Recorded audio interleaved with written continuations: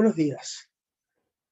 Mi nombre es Gustavo Foa Torres, soy médico especialista en diagnóstico por imágenes, profesor en diagnóstico por imágenes en la Universidad Nacional de Córdoba.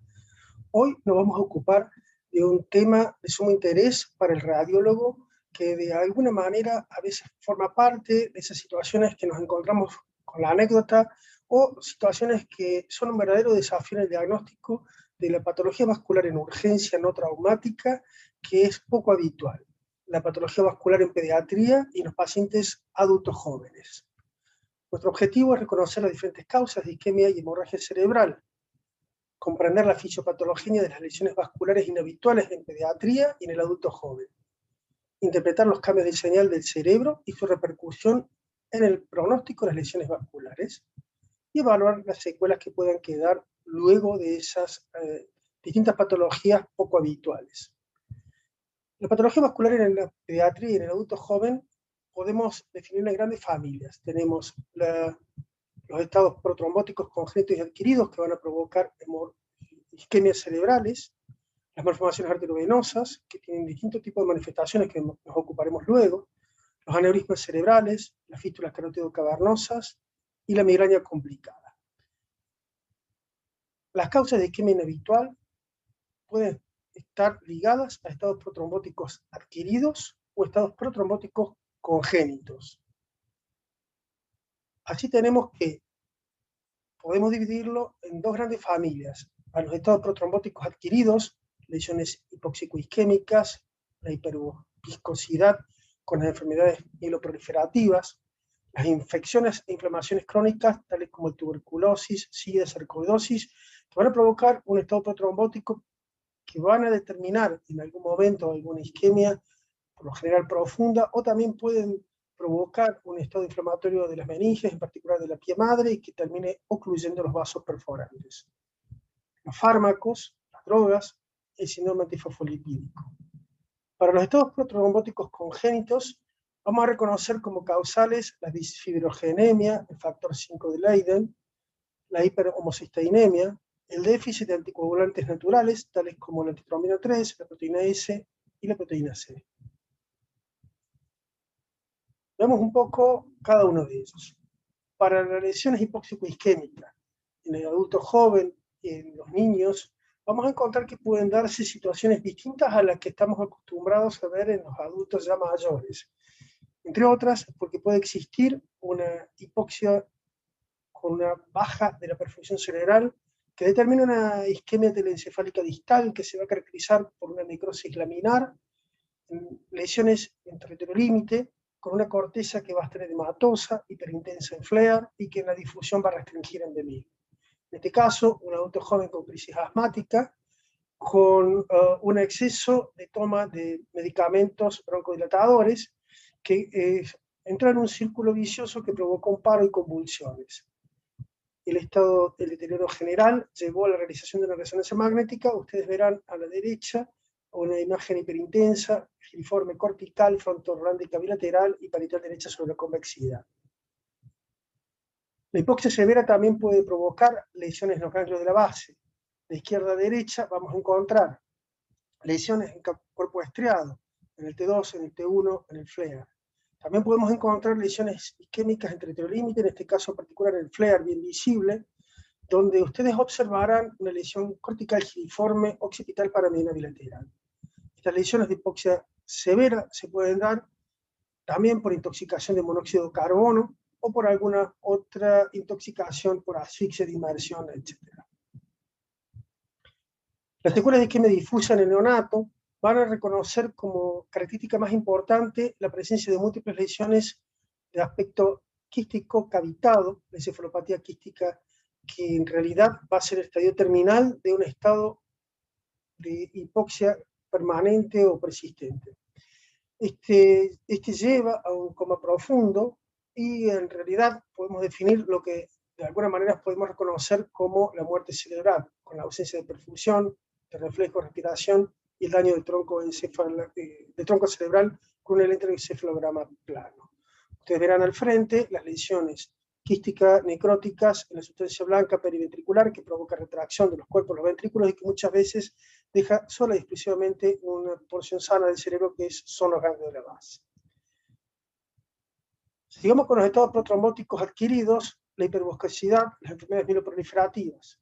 Aquí también tenemos que pueden provocar una diseminación hematógena o una diseminación quial, subdural, meningia, difusa. Aquí podemos observar una lesión hipointensa que luego de la inyección de gadolinium tiene áreas de refuerzo. Esto provocado por una lesión, un linfoma no-Hodgkin, que infiltra la piel madre, que provoca una lesión vascular de un vaso de mediano calibre, en este caso la arteria cerebral posterior. Aquí se confunden el daño tisular generado por la isquemia y el daño tisular generado por la invasión tumoral. Después tenemos las infecciones e inflamaciones crónicas, tales como tuberculosis, sida y sarcoidosis.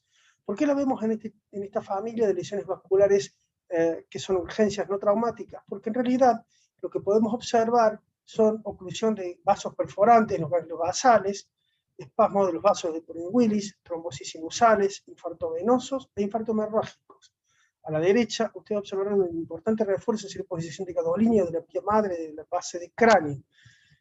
Luego de la inyección de gadolinium, este refuerzo va a dibujar las meninges, pero también vamos a observar cómo la ruptura de barrera hematoencefálica determinada porque existió un infarto distal, va a determinar también la visualización de lesiones de vasos perforantes, en este caso a la derecha una lesión cápsula estrella y a la izquierda una lesión del núcleo lenticular en su región profunda. Después tenemos también la vasculitis con la genopatia, el lupus eritematoso, la poliarteritis nodosa, etc. Estas vasculitis se caracterizan por afectar los vasos leptomeningios y parenquimatosos con compromiso del sistema inmunológico, vasculitis e isquemia cerebral. Aquí observamos a la derecha una vérula de sustancia blanca rodeada de tejido inflamatorio crónico, obliterando la luz vascular. Además, se puede objetivar una gliosis reactiva. Esto trae aparejado una imagen similar a la que anteriormente vimos, con una infiltración meningia, pero sobre todo el aspecto empuntillado de refuerzo en circunposición de gadolinium. Esto refleja la inflamación de los vasos perforantes, la inflamación quial y el infarto consecuente. Abajo a la izquierda observamos una angiorramé, donde existe un afinamiento de la arteria carótida interna y de los vasos de Purkinje-Willis de ese lado. En la poliarteritis nodosa, que es una enfermedad polisistémica que puede afectar al sistema nervioso central, en poca proporción va a determinar una característica imagen de aneurismas de ramos distales. Esto provoca una lesión palmural necrotizante con estenosis, isquemia y lesiones que pueden sufrir ruptura, infartos y hemorragia cerebroidea. Aquí tenemos otra de las enfermedades autoinmunoinflamatorias, la enfermedad de Sjögren, que puede provocar infartos que van a determinar lesiones de la sustancia blanca, a veces con un compromiso difuso, otras con infartos focales paraventriculares bilaterales. Así lo vemos en el T2 y en el FLAIR, perdón, en el T1 con la inyección de gadolinium, como ustedes observarán el daño difuso de la sustancia blanca en la lesión vascular reciente. En otras circunstancias nos encontramos con patología del sistema, en este caso un paciente con Goodpasteur que tiene compromiso renal bilateral, tiene daño pulmonar de senos paranasales, pero también fíjense ustedes cómo se objetiva un muy importante daño de los ganglios de la base. En el cuerpo estriado en forma bilateral, en las cápsulas internas y en los tálamos, se observan imágenes hiperintensas en T1, hiperintensas en T2 y FLAIR, que acompañan de alguna manera los ramos lentículos estriados perforantes hacia el sistema nervioso central. Esto que lo podemos evaluar también por la angiografía digital, notarán ustedes abajo a la izquierda una estenosis crítica de la carótida interna, una disminución del calibre tan importante que favoreció la circulación colateral, el desarrollo de ramos lentículos estriados en forma difusa de neovascularización, con una circulación córtico-cortical que muchas veces depende también, en este caso abajo a la derecha, de la arteria oftálmica a través de ramos etmoidales, la arteria comunicante posterior y ramos de la arteria distales, en realidad, de la arteria cerebral posterior por anastomosis córtico-cortical, la arteria cerebral posterior derecha que abre la anastomosis en sentido retrógrado y hacia la arteria cerebral anterior en su extremo distal. Esto favorece un delicado equilibrio que ante una hipoperfusión va a provocar infartos en territorio límite.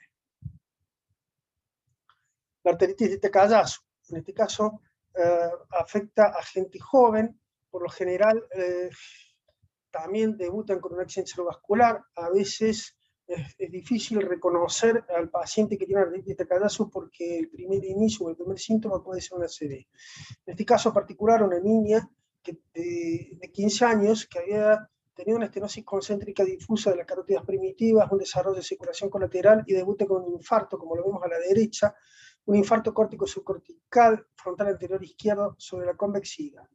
En este caso afecta a la arteria siliana, la arteria cerebral anterior, y cuando nosotros realizamos la angiografía digital, notamos la trombosis y la carótida primitiva, un desarrollo de la arteria vertebral derecha con circulación colateral a través de ramos musculares que van a irrigar el sentido anterior de la carótida externa y van a asegurar a través del sistema comunicante la vascularización intracerebral.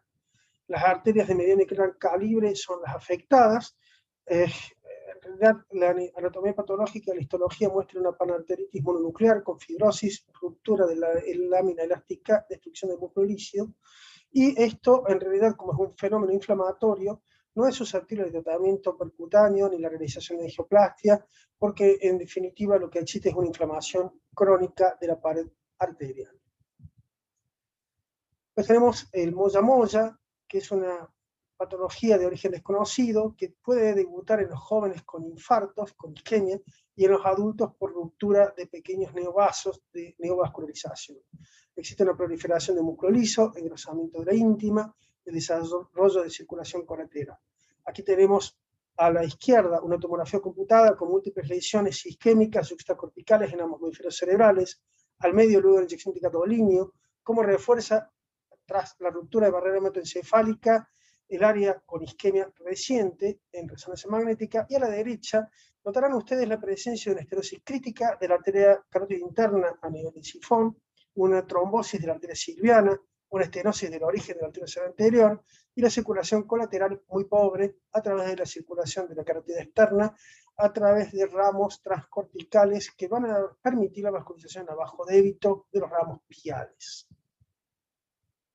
Aquí tenemos arriba la estenosis crítica, la neovascularización con el aspecto en humo, la participación del territorio de carótida externa con la revascularización distal de la arteria silviana y cómo pobremente se va a teñir el tejido pial intracerebral distal. Aquí tenemos abajo, en la proyección de perfil, notarán ustedes la arteria carótida interna trombosada inmediatamente posterior al origen de la arteria oftálmica, una arteria oftálmica de gran calibre, la revascularización a través de la arteria etmoidal, y la arteria carótida externa, como ustedes notarán que en la primera imagen abajo a la izquierda va a haber anastomosis extra intracraneales, que a su vez, en la imagen del medio y de la derecha, van a permitir la vascularización de la arteria silviana a contracorriente y a muy bajo débito. Así tenemos que vamos a seguir buscando las distintas alternativas que podemos encontrar en los estados protrombóticos adquiridos. Los fármacos y las drogas pueden ser uno de ellos. En este caso, un paciente con adicción a drogas fue admitido a las 2.5 horas de presentar una ACV, y la causal es un paciente que tiene un estado protrombótico generado por el consumo de estupefacientes. A la izquierda, una tomografía prácticamente normal, con un aspect 10, al medio una trombosis de la arteria silviana poco de su origen, y la revascularización al ser un paciente adulto joven a través de circulación córtico-cortical en sentido anterior entre la arteria cerebral anterior y cerebral media del lado izquierdo. En este otro caso, un paciente toxicómano que tiene una isquemia asociada a la necrosis laminar y una hemorragia secundaria de ruptura de barrera encefálica provocado por los episodios de hipertensión brusca, importante, sostenido, que provocan ruptura de las arterias lenticulares estriadas a nivel de los ganglios basales. Este fenómeno, que se da en un paciente adulto joven, podría ser encontrado en un adulto mayor en el caso de una hipertensión arterial de otro origen. Para los estados protrombóticos adquiridos nos quedan los síndromes antifosfolipídicos. Aquí vemos que estos se pueden dar en pacientes de origen arterial, son 10% de los strokes, en donde encontramos los subtipos de anticoagulante lúpico y anticuerpos anticardiolipina positivos. Las lesiones son corticales, bien definidas, por lo general distales. Los anticuerpos están presentes en el lupus eritematoso en el 40%, en otras colágenopatías, en el HIV, en el tratamiento con drogas, tales como las fenotiacinas. Las inmunoglobulinas circulantes provocan estos estados protrombóticos. Bueno, hemos visto ya entonces los estados protrombóticos adquiridos, ahora nos vamos a ocupar de los estados protrombóticos congénitos. Para los estados protrombóticos congénitos vamos a tener como causales más importantes de mayor prevalencia la disfibrogenemia, el factor 5 de Leiden, la hiperhomocisteinemia, el déficit de anticoagulantes naturales, la antitrombina 3, la proteína S y la proteína C. Para empezar con la disfibrinogenemia, es una mutación genética que produce moléculas de fibrinógeno que forman coágulos resistentes a la fibrinólisis. Hay un incremento de la actividad plaquetaria que promueve la trombosis. La trombosis puede darse en vasos de gran calibre, de mediano calibre, de pequeño calibre, en este caso, ramos perforantes profundos en la sustancia blanca en ambos hemisferios cerebrales. A la izquierda tienen la tomografía con isquemia difusa y otras de aspecto lacunar. A la derecha podemos reproducir la misma imagen en el FLEAR. A estos pacientes, como presentan isquemias múltiples provocadas porque la trombosis y la agregación plaquetaria de distintos territorios, también pueden encontrarse, a pesar de ser adultos jóvenes, en el tronco cerebral y debutar con un cuadro neurológico focal agudo. Para los estados protrombóticos congénitos también tenemos el factor 5 de Leiden, que puede estar alterado, que altera la cadena de coagulación. Es una mutación relativamente común que se da en el 5 al 7% de la población.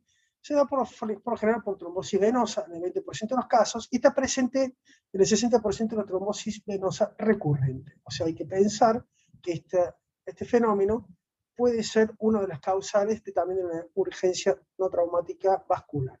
Arriba encontramos a la derecha una trombosis de seno sigmoideo con la característica imagen de alguna manera en el anillo donde refuerza la periferia y en el centro, y aquí abajo a la derecha, como es un trombo que en realidad está repermeabilizado muy parcialmente en sus márgenes, o sea que queda de alguna manera flotando en los senos laterales y sigmoideos de forma bilateral.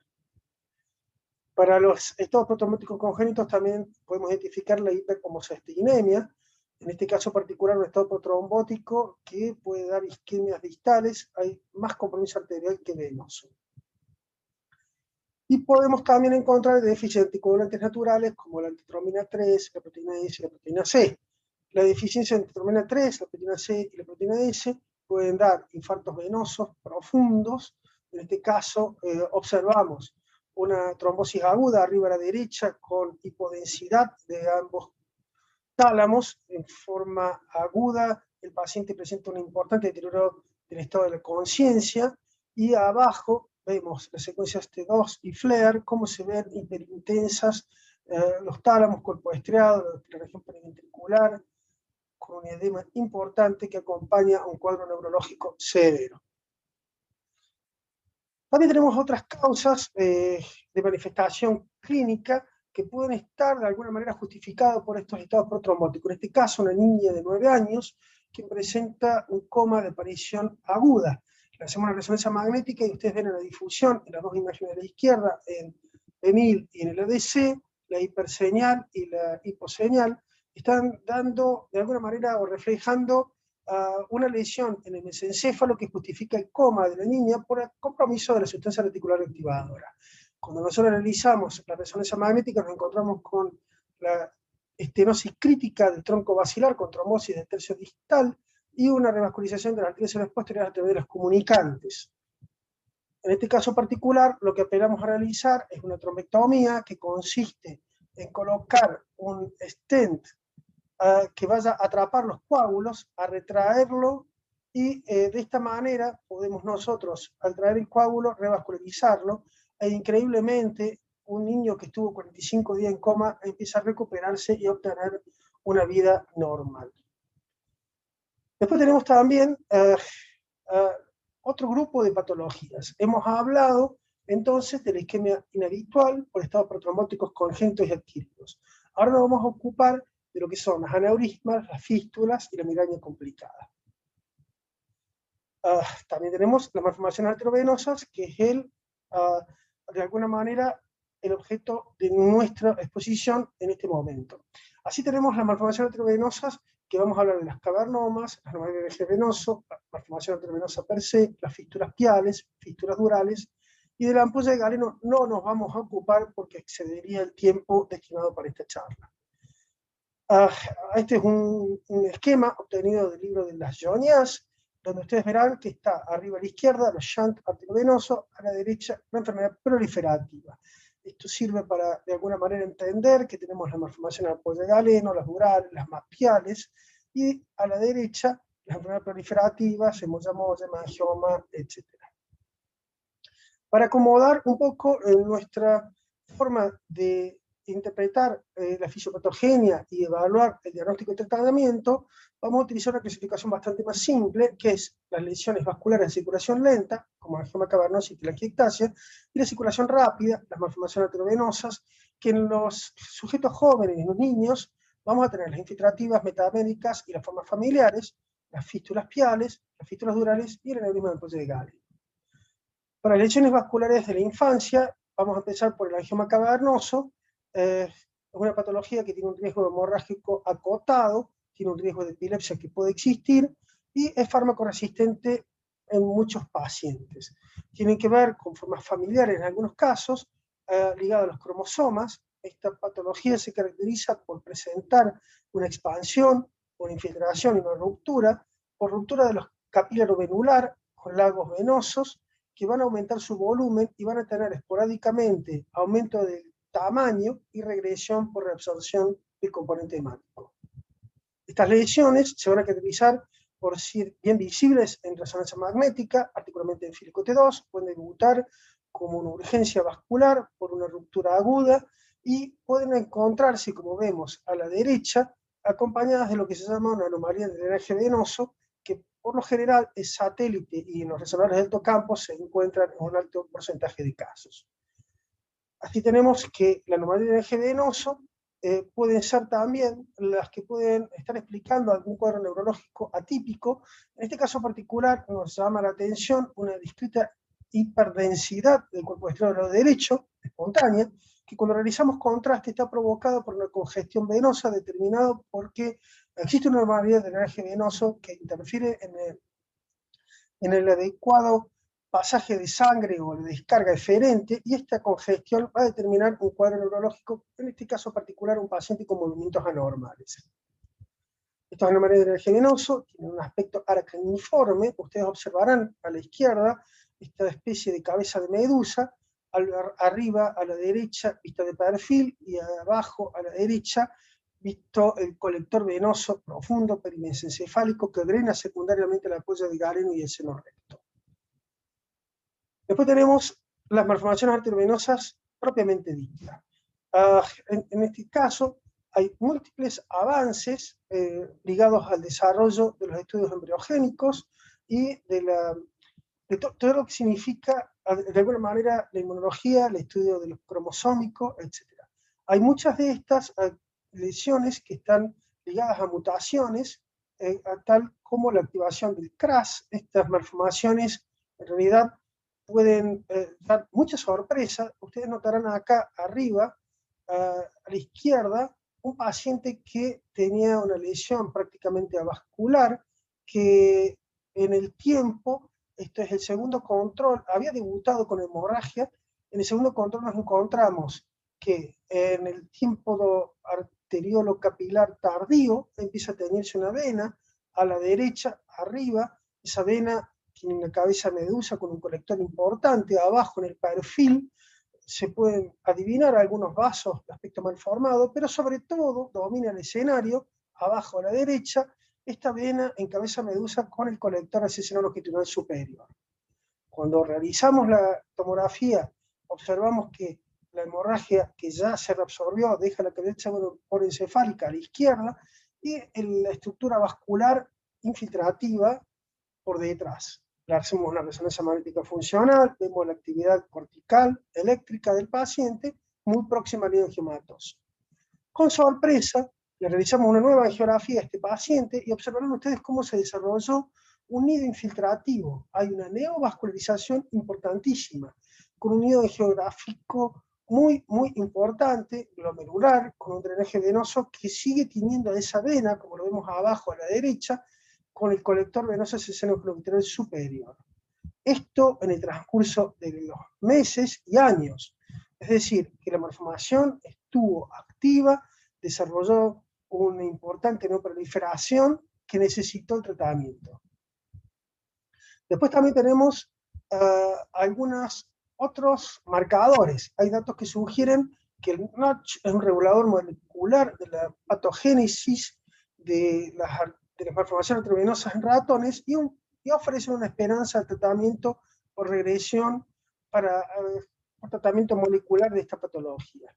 Nosotros tenemos que esta patología entonces es infiltrativa, capilanovenular, desarrollan múltiples áreas de telangiectasia, con circulación colateral, con circulación córtico-cortical, que en realidad van a tener en algunos casos en el adulto joven un aspecto infiltrativo que puede debutar como una urgencia de crisis convulsiva sostenida en el tiempo, y en este caso arriba a la izquierda una lesión infiltrativa, abajo a la derecha la lesión temporal que provocó un estado mal convulsivo, y abajo a la izquierda ustedes tienen la pieza quirúrgica, que prácticamente es muy difícil definir el tejido normal del tejido patológico. Es una de las expresiones de la malformación arteriovenosas en el adulto joven de cierta frecuencia. Después tenemos otras, como en este caso, un adulto joven que debuta con hemorragia intraparenquimatosa en el mesencéfalo, el subtálamo y tálamo. Tenemos un nido angiomatoso en el mesencéfalo distal y en el subtálamo, caracterizado por el vacío flujo. Lo blanco a la izquierda corresponde a la metahemoglobina, lo negro abajo y lo negro a la derecha corresponde al vacío de flujo generado por los ramos arteriales intraparenquimatosos. Le hacemos una angiografía y fíjense ustedes el componente glomerular de esta malformación arteriovenosa que drena hacia la vena de Galeno y seno recto. Esto necesitó, al ser una lesión que sangró, un cateterismo superselectivo, pedículo por pedículo, los ramos coroideos posterolaterales y los ramos perforantes de P1 fueron cateterizados y embolizados con acrílico en forma sucesiva hasta lograr devascularizar en forma satisfactoria el nido angiomatoso. Después tenemos otras lesiones metavéricas también visibles en los adultos jóvenes, que a veces debutan con hemorragias, y sobre todo las hemorragias son maxilofaciales, y en otros casos por hematomas cerebrales. En este paciente tenemos una gran lesión que afecta todo el lóbulo temporal, occipital, la región frontal basal, y compromete también la órbita y los tejidos blandos, todo en realidad con un mismo origen ectodérmico y mesenquimatoso, que va a dar todo un aspecto vascular infiltrativo difuso y de muy difícil manejo. Después tenemos otras formas familiares que también pueden debutar con hemorragias, sangrados, epistaxis, hematemesis, síntomas neurológicos, en este caso el Rendu-Osler. Este paciente presenta una telangiectasia congénita hemorrágica, se encuentran muchas veces lesiones telangiectásicas en la piel, telangiectasias en los macizos facial, en las mucosas, y muchas veces también anomalías de drenaje venoso, malformaciones arteriovenosas a nivel encefálico. Aquí tenemos a la derecha una lesión profunda en ambos tálamos, cuerpos estriados, mesencéfalo, y que en realidad también, si ustedes ven abajo a la derecha, tienen algunos nidos angiomatosos, en este caso por delante de la comisura blanca anterior. Tenemos algunas lesiones corticales en ambos hemisferios cerebrales. Las fístulas piales también pueden dar una hemorragia, son comunicaciones arteriovenosas anormales, propias de los adultos jóvenes. Acá tenemos un cortocircuito arteriovenoso. Ustedes notarán un pedículo arterial, una estenosis y una importante vena de drenaje con un aneurisma venoso, y en el trayecto de la arteria también da lugar a la vascularización de pequeñas malformaciones arteriovenosas. En este caso particular se opta por el tratamiento de la fístula con la colocación de material de embolización, devascularizando la vena, evitando un resangrado. Aquí tienen el control alejado, notarán el área de atrofia cortical y la presencia del material de embolización. Después tenemos los aneurismas cerebrales. un concepto que muchas veces los pacientes manejan mal, piensan que son congénitos, pero en realidad estos aneurismas tienen una fisiopatogenia bien característica. Lo podemos encontrar saculares, disecantes, sisoideos y micóticos. En realidad lo que es congénito es la debilidad de la pared arterial. Aquí tenemos un paciente con un aneurisma del tronco basilar, en realidad tiene una debilidad del extremo distal del tronco basilar que terminó formando el aneurisma. Esto puede estar determinada, la formación del aneurisma, en una área de debilidad vascular heredada por un estrés vascular. En el adulto joven puede ser, o en el niño, por una estenosis de la aorta que provoca una hipertensión arterial, o de algún otro fenómeno agregado, alguna otra alteración que puede provocar un mayor estrés vascular y la dilatación con una debilidad de la media, una elongación de la adventicia y un crecimiento progresivo hasta la ruptura. En este caso es un niño con una hemorragia solenoidea, con una hemorragia sutural. Este niño tiene una estenosis de aorta y se reconoce a la hemorragia solenoidea por un estado de hipertensión regional. En este caso particular, debutó con un aneurisma comunicante posterior, a la izquierda el aneurisma como se llena a bajo débito, el vasoespasmo, y la oclusión endossacular a la derecha. El aneurisma también puede ser disecante, esto es más común en la gente joven. Este aneurisma que ustedes ven debuta con hemorragia solenoidea, a la izquierda la tomografía computada, al medio se puede observar una dilatación segmentaria de la arteria con un flap, con una hemorragia, que a la derecha se caracteriza por una hiperseñal en T1 provocada por el hematoma mural. Este paciente que iba a ser tratado tuvo una resolución espontánea. Cuando realizamos el control, ustedes pueden observar cómo la pared del endotelio se fija a la adventicia, se provoca la endotelización y desaparece el aneurisma. Acá tenemos un niño que tiene una hemorragia también de tronco. Ustedes observarán una disección del tronco basilar, un pseudoaneurisma, una situación muy compleja de difícil resolución. Nosotros le colocamos los resortes de platino, parecía que todo acababa allí, pero notamos que en el tiempo ese resorte de platino sufrió una compactación, el aneurisma creció, la persistencia de la disección llevó a que en el tiempo la patología fuera aún más grave. Esto necesitó la oclusión de la arteria, la desconexión del tercio inferior con el tercio superior. En los niños la circulación colateral asegura una competencia del flujo, y lo que logramos fue la devascularización con la trombosis inferior, y gracias a Dios, más allá del déficit neurológico sobre los pares craneales, no hubo mayores consecuencias neurológicas. Después tenemos los aneurismas sisoideos, otra condición en adultos jóvenes, los niños. En este caso, una niña que tiene una dilatación vascular con calcificaciones parietales importantes. Cuando lo observamos en tomografía computada, grande es la sorpresa del enorme desarrollo vascular, las calcificaciones, y observamos cómo se objetiva dilatación segmentaria de las arterias cerebrales anteriores. Se llena esto en ambos territorios carotídeos, y bueno, aquí lo que necesitamos hacer nosotros fue la colocación de un microcatéter, como se observa aquí, la inyección de una cola acrílica que vaya tapando esa gran bolsa vascular arterial en forma lenta, y consideramos que el test de oclusión lo hizo la dilatación per se y la evolución crónica que va a, de alguna manera, asegurar la circulación colateral. Esta oclusión conlleva a la trombosis del aneurisma y la circulación colateral. En el control por resonancia magnética, ustedes observarán arriba en los cortes axiales en T2 el trombo, abajo en los cortes sagittales el trombo con metahemoglobina 1. Los aneurismas también pueden ser micóticos. El aneurisma micótico, en este caso un niño con una enterocolitis necrotizante, llega a la guardia por un importante sangrado a través del conducto activo externo. Nosotros notamos una tumefacción a nivel de macizo facial, inmediatamente por delante del pabellón auricular ustedes observan un aspecto enrojecido, hinchado. Le hacemos una resonancia magnética y fíjense ustedes, notamos una importante dilatación vascular con trombos en distintos estadios de la evolución.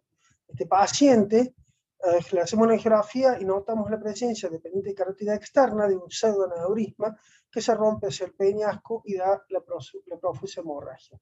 Le colocamos un microcatéter, le trombosamos con acrílico y gracias a Dios, más allá de un problema en la cadera generado por una artritis evolutiva de su problema de base, la niña pudo sobrellevar el problema sin mayores consecuencias. Otra de las lesiones vasculares son las fístulas carotidocavernosas. Las fístulas carotidocavernosas en los niños son menos frecuentes, pero pueden darse frente a traumatismos. En este caso, una oftalmoparesia, una comunicación anormal entre arteria y vena, una dilatación de la vena oftálmica, soplo. Necesitó la colocación de un baloncito, un globito que se coloca en la vertiente venosa. En la vertiente venosa se lo infla y se lo lleva como un barrilete. Se va progresivamente llenando el balón hasta que cierra el cortocircuito, asegurando la oclusión de la comunicación anormal y trombosis de la vena oftálmica.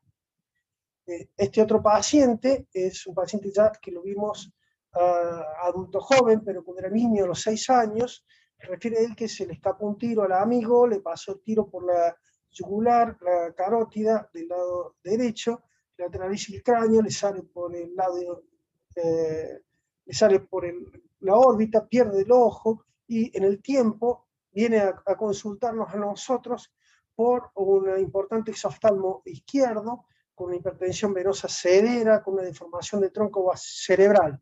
Lo que notamos fue una ruptura completa de la carótida interna. Ustedes ven a la derecha un cateterismo que llena una bolsa vascular pseudoneurismática lleno de células inmovibles contracorriente, y a izquierda ven el tronco basilar que llena la carótida interna y que vuelve a llenar la misma bolsa vascular por la ruptura, resolución de continuidad provocada por el arma de fuego.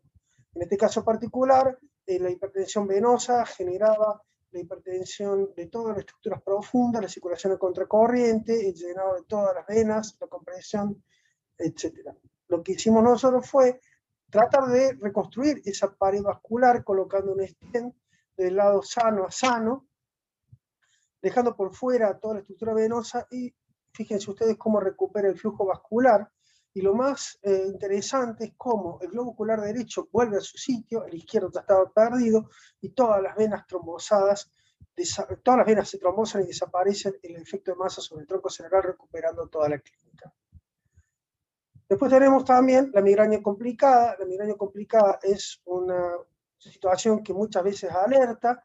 El paciente puede venir con la manifestación de fenómenos de fosfenos, o un déficit campo visual, o una visión tubular.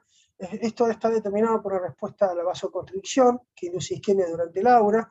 Es poco común este fenómeno, sin embargo puede existir una lesión isquémica del territorio arterial cerebral posterior. Así tenemos que hemos visitado entonces a la patología vascular en pediatría en el adulto joven, la isquemia inhabitual por estados protrombóticos congénitos y lo adquirido. Hemos hablado de las malformaciones arteriovenosas y las causas, la circulación lenta y rápida, los aneurismas cerebrales, donde tocamos los aneurismas saculares, las disecciones, los cirzoideos, la fístula carotidocavernosa y la mirada complicada. Espero que esto les haya servido. Nosotros intensamente buscamos manifestar, desarrollar, contagiar, mostrar nuestra experiencia como neuroradiólogos diagnósticos terapéuticos. Tenemos una página de Instagram donde vamos presentando los casos. Les agradecemos mucho haber estado atentos hasta el final, y cualquier duda, inquietud, etcétera, acá tienen nuestro mail donde podemos encontrar un canal de comunicación. Muchas gracias.